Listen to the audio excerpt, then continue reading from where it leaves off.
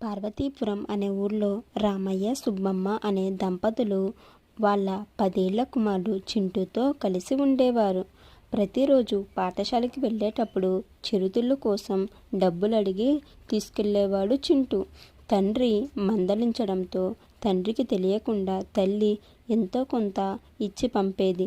రోజురోజుకు అతడు డబ్బులిస్తే గాని స్కూల్కి వెళ్ళనని మారం చేయడంతో విసుగు చెందిన సుబ్బమ్మ డబ్బులు ఇవ్వడం మానేసింది.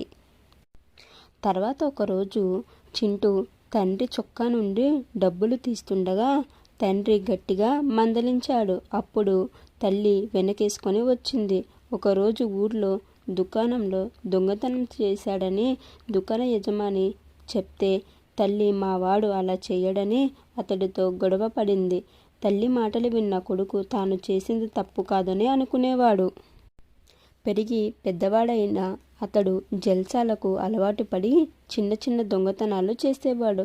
ఒకరోజు ఏదో పెద్ద దొంగతనం కేసులో పోలీసులు వచ్చి కుమారుని తీసుకుపోతుంటే లబోదిబోమని బాధపడ్డారు. మొదటిసారి దొంగతనం చేసినప్పుడే గట్టిగా మందలించి ఉంటే సరిపోయేది కదూ అని బాధపడ్డారు. నీతి: పిల్లలు తప్పు చేస్తున్నప్పుడు మొదటిలోనే మందలించి మంచి మార్గంలో పెంచాలి.